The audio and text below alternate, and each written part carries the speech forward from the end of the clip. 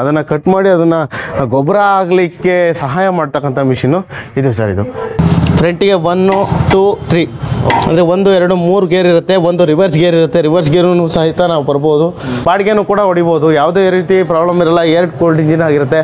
ನೀವು ಯಾರೇ out of district VRL ಮುಖಾಂತರ ತಗೊಳ್ಳೋರಿಗೆ ಮಾತ್ರ ಅಥವಾ ಟ್ರಾನ್ಸ್ಪೋರ್ಟ್ ಮುಖಾಂತರ ತಗೊಳ್ಳೋರಿಗೆ ಫ್ರೀ ಆಫ್ ಅದ್ರದ್ದು ಏನು ಚಾರ್ಜಸ್ ಇರುತ್ತೆ ಅದನ್ನು ನಾನು ಫ್ರೀ ಡೆಲಿವರಿ ಕೊಡ್ತಾ ಇದ್ದೀನಿ. Free delivery? ಹೌದು ಸರ್, ಹೌದು. ಈಗ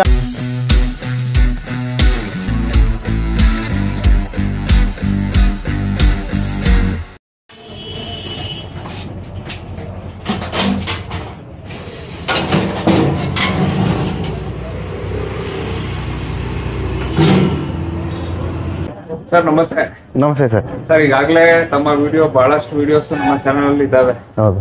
ಆದ್ರೂ ಹೊಸದಾಗಿ ನೋಡೋರಿಗೆ ತಮ್ಮ ಪರಿಚಯ ಮಾಡ್ತೀನಿ. ಹೌದು. ನಮಸ್ತೆ ವೀಕ್ಷಕರಿಗೆ. ನನ್ನ ಹೆಸರು ಬಂದ್ಬಿಟ್ಟು ಅನಿಲ್ ಕುಮಾರ್. ನಮ್ಮ ಕಂಪನಿ ಅಂಗಡಿ ಬಂದು ಶ್ರೀರಾಮ್ ಅಗ್ರಿಕೇರ್ ಅಂತ, ಕಡೂರು, ಚಿಕ್ಕಮಗಳೂರು ಜಿಲ್ಲೆ, ಕಡೂರು ತಾಲೂಕು, ಕಡೂರು ಸಿಟಿನಲ್ಲೇ ಇರೋದು. ನಾವಿಲ್ಲಿ KSRTC ಬಸ್ ಸ್ಟ್ಯಾಂಡ್ ಆಪೋಸಿಟ್ ನಮ್ಮ ಶಾಪ್ ಇದೆ, ನಂಜುಂಡೇಶ್ವರ ಲಾಡ್ಜ್ ಹಿಂಭಾಗ.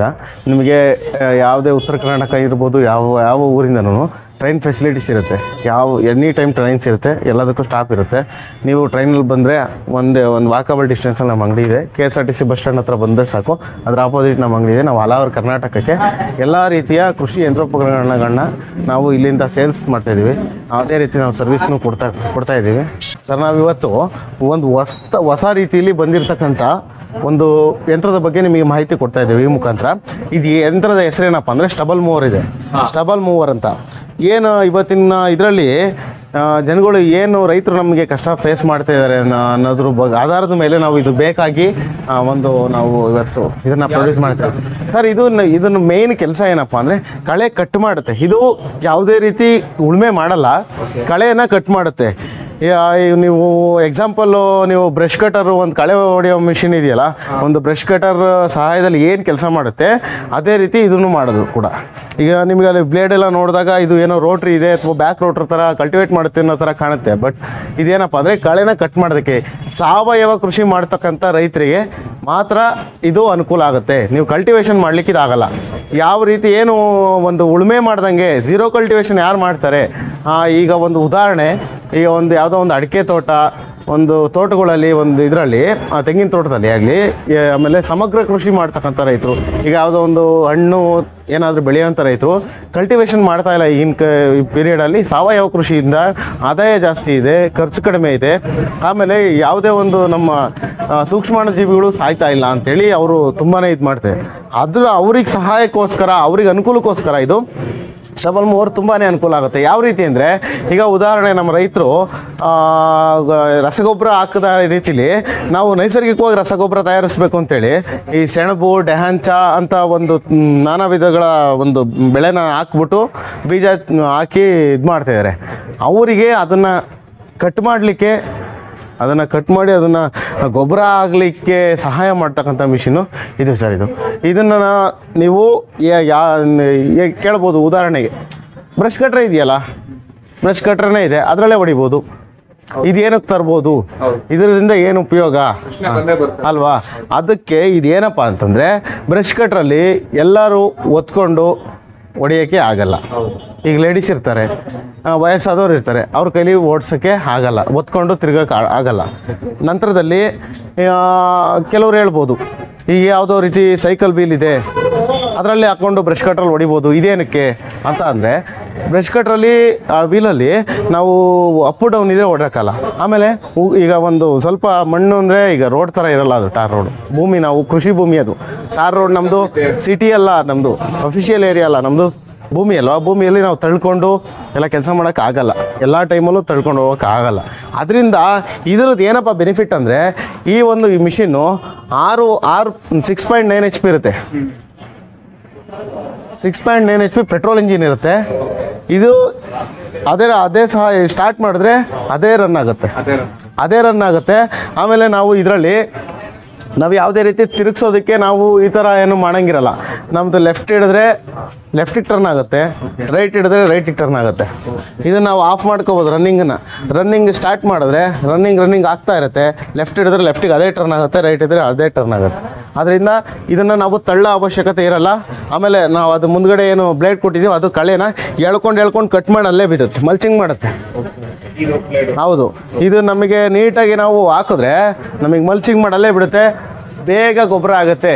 ಯಾವುದೇ ರೀತಿ ನೀವು ಸಾವಯವ ರಾಸಾಯನಿಕ ಗೊಬ್ಬರ ಹಾಕೋ ಅವಶ್ಯಕತೆನೇ ಇರಲ್ಲ. ನಮ್ಮ ಪ್ರಕೃತಿ ದತ್ತವಾಗಿ ಏನು ಗೊಬ್ಬರ ಬರುತ್ತೆ ಅದೇ ಗೊಬ್ಬರದಿಂದ ನೀವು ಆರಾಮ್ಸೆಯಾಗಿ ಬೆಳೆ ಬೆಳಿಬೋದು. ತುಂಬಾ ಅನುಕೂಲವಾಗಿ ನಿಮಗೆ ಬೆಳೆ ಬರುತ್ತೆ, ಯಾವ ರೋಗನೂ ಬರಲ್ಲ. 100ಕ್ಕೆ 100 ಅನುಕೂಲ ಆಗುತ್ತೆ. ಏನಪ್ಪ ಅಂದರೆ ರನ್ನಿಂಗ್ ಅದೇ ಆಗುತ್ತೆ, ಹಿಡಿದ್ರೆ ಅದೇ ತಿರುಗುತ್ತೆ, ಎಲ್ಲ ಅನುಕೂಲ ಆಗುತ್ತೆ. ನಿಮ್ಗೆ ಎಂಥ ದಪ್ಪ ಕೆಳೆ ಇರಲಿ ಸರ್, ಎಬ್ಬೆಟ್ಟು ದಪ್ಪ ಇರಲಿ, ಎಲ್ಲದನ್ನೂ ಹೊಡೆದಾಗುತ್ತೆ.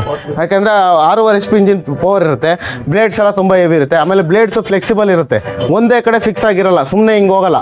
ಅದು ಫ್ಲೆಕ್ಸಿಬಲ್, ಎಲ್ಲಿ ಕಳೆ ಇದೆ ಎಳ್ಕೊಳ್ಳೋ ಥರ ಫ್ಲೆಕ್ಸಿಬಲ್ ಆಪ್ಷನ್ ಕೂಡ ಇದರಲ್ಲಿದೆ.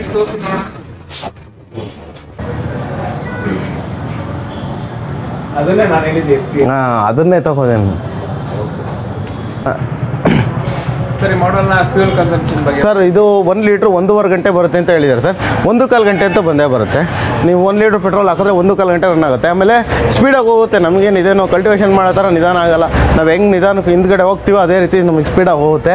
ಅದಾದಮೇಲೆ ಸರ್ ಇದು 6.9 HP ಇಂಜಿನ್ ಆಗಿರುತ್ತೆ. ಆಮೇಲೆ ಇದಕ್ಕೆ 3 ಗೇರ್ ಇರುತ್ತೆ ಸರ್. ಫ್ರಂಟಿಗೆ 1 2 3 ಅಂದರೆ 1 2 3 ಗೇರ್ ಇರುತ್ತೆ. ಒಂದು ರಿವರ್ಸ್ ಗೇರ್ ಇರುತ್ತೆ. ರಿವರ್ಸ್ ಗೇರೂ ಸಹಿತ ನಾವು ಬರ್ಬೋದು. ತುಂಬಾ ಅನುಕೂಲ ಇದೆ.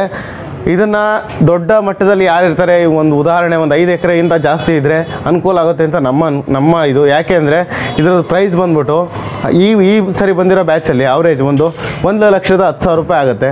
ಆಲ್ ಓವರ್ ಕರ್ನಾಟಕ ಎಲ್ಲಿ ಬೇಕಂದ್ರೂ ಕಳಿಸ್ತಾ ಇದ್ದೀವಿ. ತುಂಬಾ ಬೇಡಿಕೆ ಇದೆ, ಚೆನ್ನಾಗಿದೆ, ಯಾವುದೇ ರೀತಿ ಕಂಪ್ಲೇಂಟ್ಸ್ ಇಲ್ಲ. ಕೆಲಸ ಮಾತ್ರ 100ಕ್ಕೆ 100 ಚೆನ್ನಾಗಿ ಆಗ್ತಿದೆ.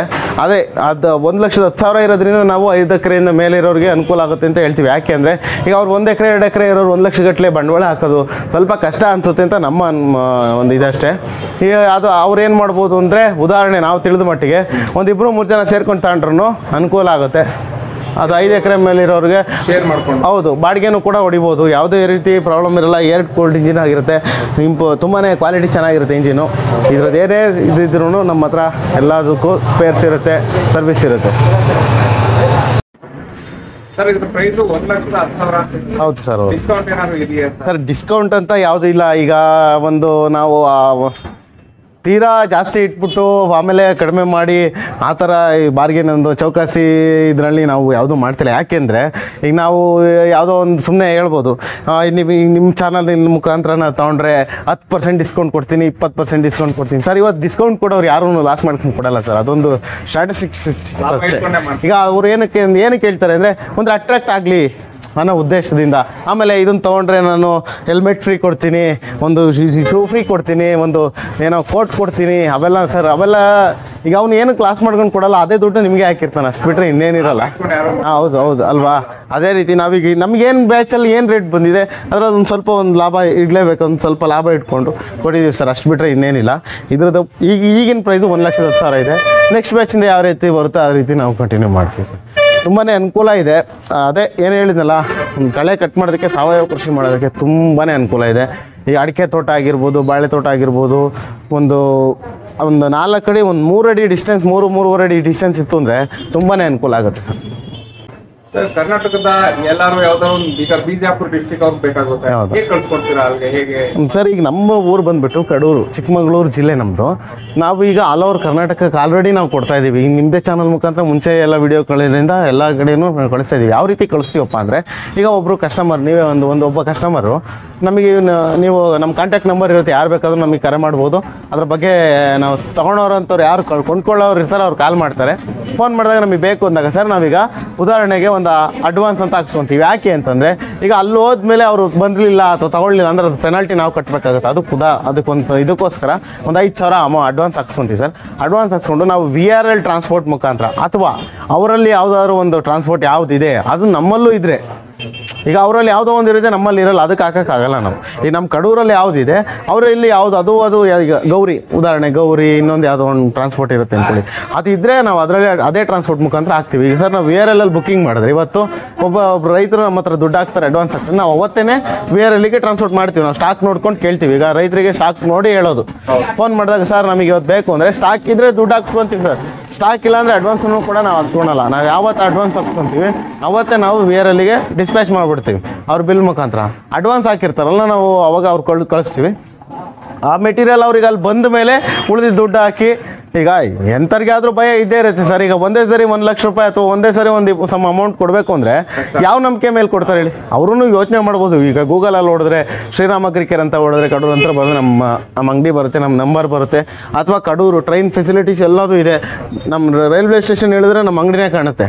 ಅಲ್ಲಿಗೆ ಬಂದು ನೀವು ಕೂಡ ನೋಡ್ಬೋದು. ಆದ್ರೂ ಭಯ ಇದ್ದೇ ಇರುತ್ತೆ ಸರ್. ಈಗ ಅವ್ರು ಕೆಲಸ ಬಿಟ್ಬಿಟ್ಟು 2 ದಿನಗಟ್ಟಲೆ ಬಂದು ಇಲ್ಲಿ ಹುಡ್ಕೋಕ್ಕಾಗಲ್ಲ. ಅದರಿಂದ ನೀವು ಅಡ್ವಾನ್ಸ್ ಪೇಮೆಂಟ್ ಮಾಡಿದ್ರೆ ಸಾಕು, ನಾವು VRL ಕಳಿಸ್ಕೊಡ್ತೀವಿ. VRL ಬಂದು ನಂತರ ಅದೊಂದು ಮಿಷಿನ್ ನೋಡಿದ ನಂತರ ನೀವು ನಮಗೆ ಅಮೌಂಟ್ ಹಾಕಬೇಕು. ಹಾಕಿದ್ಮೇಲೆ ನೀವು ತೊಗೊಂಡೋಗ್ಬೋದು. ಅದರಲ್ಲಿ ಯಾವುದೇ ರೀತಿ ಮೋಸ ಇರೋಲ್ಲ, ಏನು ಯಾವ ತೊಂದರೆ ಇರೋಲ್ಲ. ಆಮೇಲೆ ಸರ್ ಇನ್ನೊಂದು ಏನಂದರೆ, ನಾವು ಕರ್ನಾಟಕ ಏನು ನಾವು ಯೂಟ್ಯೂಬಲ್ಲಿ ಮಾಡ್ತಾಯಿದ್ದೀವಿ, ನಾವು ಇದರಿಂದ ನಾವು ಯಾರೇ ಔಟ್ ಆಫ್ ಡಿಸ್ಟಿಕ್ಕು VRL ಮುಖಾಂತರ ತಗೊಳೋರಿಗೆ ಮಾತ್ರ ಅಥವಾ ಟ್ರಾನ್ಸ್ಪೋರ್ಟ್ ಮುಖಾಂತರ ತಗೊಳೋರಿಗೆ ಫ್ರೀ ಆಫ್ ಅದ್ರದ್ದು ಏನು ಚಾರ್ಜಸ್ ಇರುತ್ತೆ ಅದನ್ನು ನಾನು ಫ್ರೀ ಡೆಲಿವರಿ ಕೊಡ್ತಾಯಿದ್ದೀವಿ ಸರ್. Free delivery? ಹೌದು ಸರ್, ಹೌದು. ಈಗ ನೀವು ಹೇಳಿದ್ರೆ ಉದಾಹರಣೆ ಬಿಜಾಪುರ ಅವರು ಬುಕ್ ಮಾಡಿದ್ರೆ ಅವ್ರು VRL ತೊಗೊಂಡ್ರೆ VRL ಟ್ರಾನ್ಸ್ಪೋರ್ಟೇಷನ್ ದುಡ್ಡು ಕೊಡ್ತೀವಿ. Free delivery? ಹೌದು ಸರ್, ಹೌದು. ಹಂಗಂತ ನೀವು ಲೋಕಲಲ್ಲಿ ಇರೋರು, ಚಿಕ್ಕಮಂಗ್ಳೂರವರು ಅಥವಾ ಕಡೂರವರು ಅಥವಾ ಅಕ್ಕಪಕ್ಕ ಇರೋ ತರೀಕೆರೆ ಇದ್ರವರು ಫ್ರೀ ಇರಲ್ಲ ಸರ್. ಯಾಕೆಂದರೆ ಅದು ಗಾಡೀಲಿ ಹೋಗೋದಲ್ವಾ, ಅವ್ರ ಗಾಡೀಲಿ ಅವ್ರು ತೊಗೊಂಡೋಗ್ಬೇಕಾಗುತ್ತೆ. VRL ಟ್ರಾನ್ಸ್ಪೋರ್ಟ್ ಮುಖಾಂತರ ಇದ್ದರೆ ಅದನ್ನು ನಾವು ಫ್ರೀ ಡೆಲಿವರಿ ಕೊಡ್ತಾ ಇರ್ತೀವಿ. Thank you. Thank you sir.